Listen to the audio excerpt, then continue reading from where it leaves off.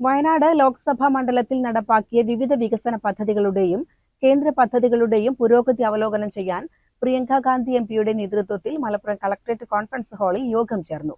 MP fund, ദേശീയ ആരോഗ്യ ദൗത്യം, പ്രധാനമന്ത്രി ഗ്രാമീണ സഡക് യോജന തുടങ്ങിയ വിവിധ പദ്ധതികളുടെ സ്ഥിതി യോഗം വിലയിരുത്തി.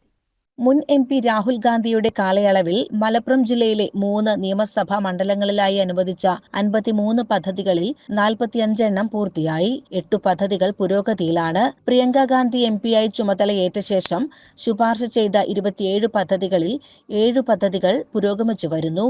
ബാക്കിയുള്ളവയുടെ നടപടികൾ പൂർത്തിയായി വരികയാണ്.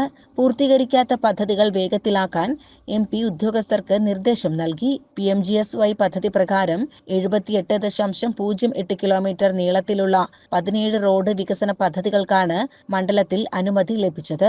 ഇതിൽ 38.88 കിലോമീറ്റർ നീളമുള്ള 9 പദ്ധതികൾ പൂർത്തിയായി.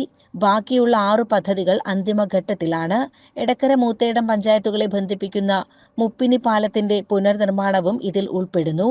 കൂടാതെ എംപി ശുപാർശ ചെയ്ത 55 റോഡ് പദ്ധതികൾ സംസ്ഥാനതല സമിതിയുടെ പരിഗണനയ്ക്കായി അയച്ചിട്ടുണ്ട്. ദേശീയ ആരോഗ്യ ദൗത്യത്തിന് കീഴിലെ പദ്ധതികളും യോഗം അവലോകനം ചെയ്തു.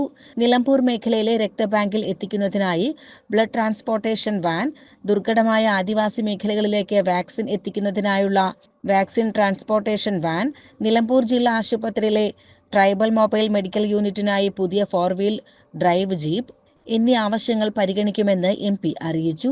കൂടാതെ തുവ്വൂർ റെയിൽവേ സ്റ്റേഷനിലെ പ്ലാറ്റ്ഫോമിന്റെ നിർമ്മാണം 2025 ഡിസംബർ 31 പൂർത്തിയാക്കുമെന്നും യോഗത്തിൽ അറിയിച്ചു. ജില്ലാ കളക്ടർ VR വിനോദ് അധ്യക്ഷത വഹിച്ച യോഗത്തിൽ MLA മാരായ ആര്യാടൻ ഷൗക്കത്ത്, AP അനിൽകുമാർ, PK ബഷീർ, ജില്ലാ പഞ്ചായത്ത് പ്രസിഡന്റ് MK റഫീഖ എന്നിവരും വിവിധ വകുപ്പ് മേധാവികളും പങ്കെടുത്തു. CCN മലപ്പുറം.